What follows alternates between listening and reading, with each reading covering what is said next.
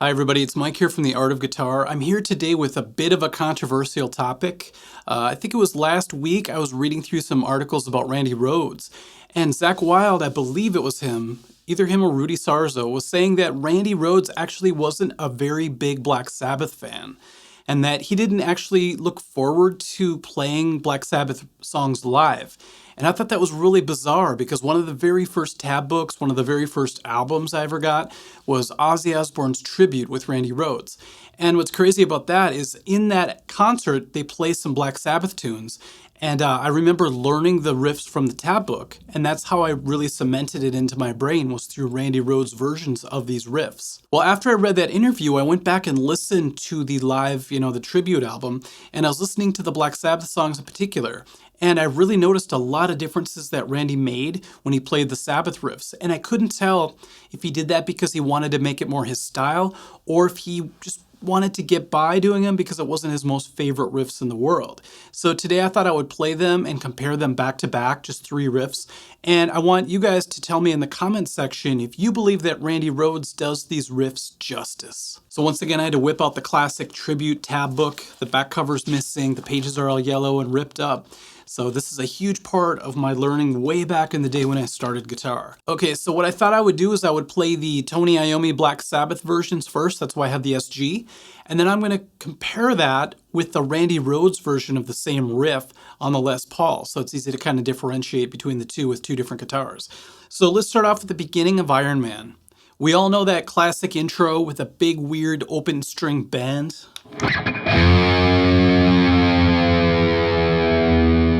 Tony says that he plays this octave E while he does it to give it a bigger sound.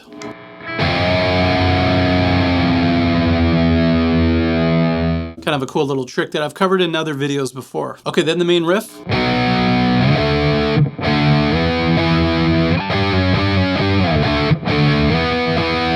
I always make sure to get that little slide in the end because it really caps off that riff.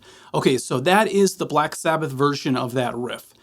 How does Randy do it? Let's check it out. So the big bend in the beginning that Sabbath does, you don't have to worry about when Randy does it because he doesn't do it. He just skips it all together, the kick drum's going, Ozzy announces the tune, and Randy kicks right into the main riff. Randy plays it down here on the 5th string 2nd fret, but he likes to add the lower 5th underneath it. So he'll do a power chord, let's say here, the B power chord. He'll reach over and bar across the 6th string to give it a fat sound once in a while. He doesn't do it every single time. So Randy's more like this. Do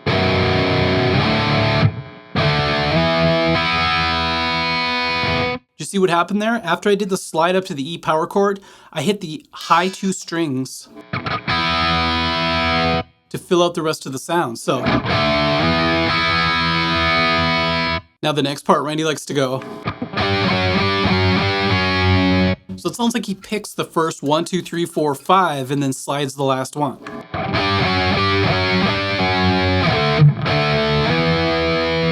Sometimes at the very end of the riff, he'll just do like a crazy artificial harmonic bend. Pretty big difference between the 2 versions, isn't it?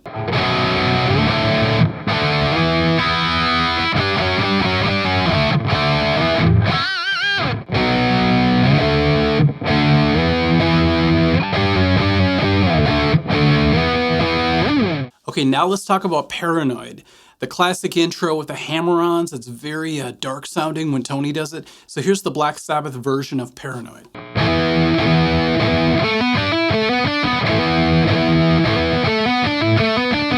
Then when it comes to the verse, he keeps it really simple. He palm mutes and he just makes a couple of chord changes, a couple of shifts around, and then he ends with this bar chord.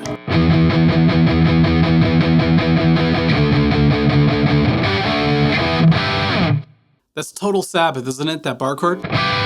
You also hear that a lot in War Pigs and a lot of other Sabbath tunes. So that is the Black Sabbath version of Paranoid. Randy does this quite a bit different. Just like the other riff, he moves it to the 5th string, so it's not as deep sounding, but it has sort of an excitement to it. And he goes like this.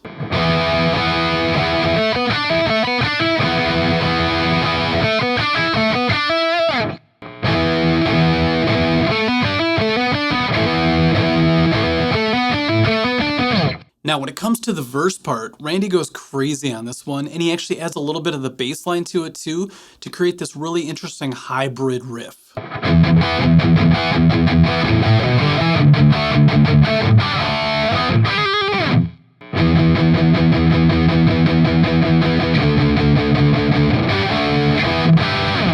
Now, the final riff I'm going to talk about, Children of the Grave, actually has the biggest difference between the players, so I saved it for last.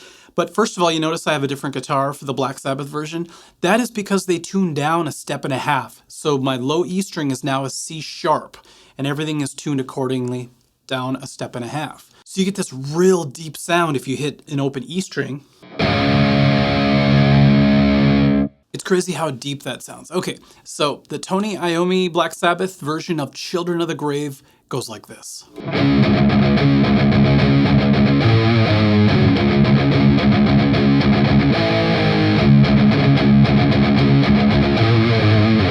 Very sludgy. All right, now the next part.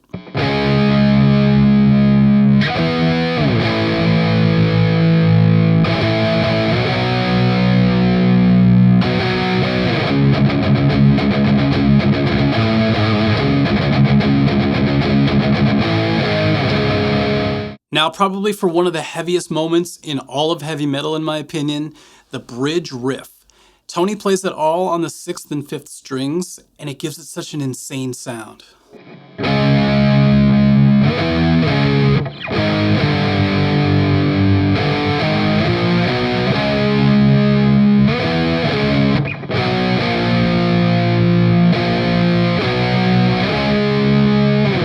So those are 3 sections of Children of the Grave, the Black Sabbath version. Let's switch and see what Randy Rhoads did. I have a feeling Randy's like, man, I don't want to tune my guitars down a step and a half. So I'm just going to play it here instead on the 5th string. It's kind of a theme for today.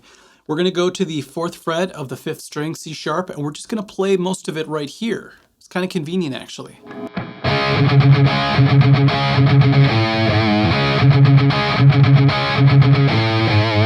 It's really convenient to just be able to reach down to play those last 2 notes with your middle and index fingers like that. So that's how Randy plays the main riff, and he actually adds some higher notes, kind of like he did with Iron Man.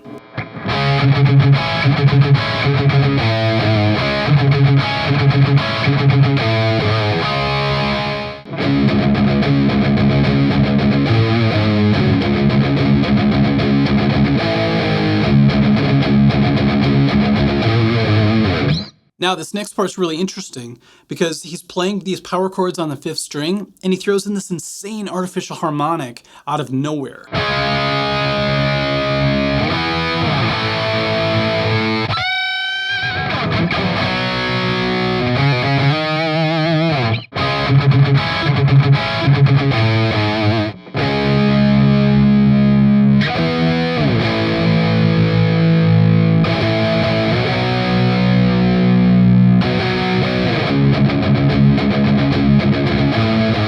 Okay, now let's play that heaviest riff of all time, Randy style. So he goes like this.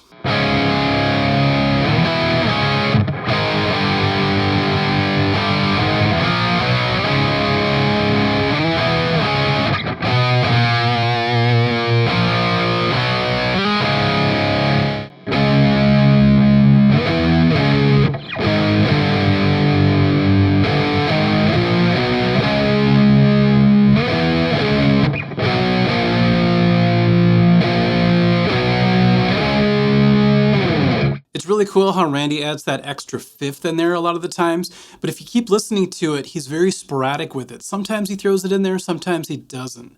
So it makes a big difference in the sound. If he didn't do that, it would just be this. Instead of...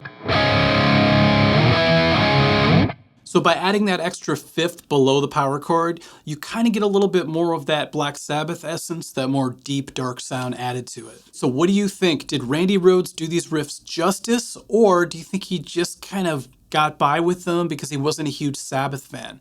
Maybe some people think that, he just had the idea of the riff and he just decided to sort of wing it when it came to playing live. Or do you think he just chose to take the old riff, put a new twist on it so he had his own style added to it?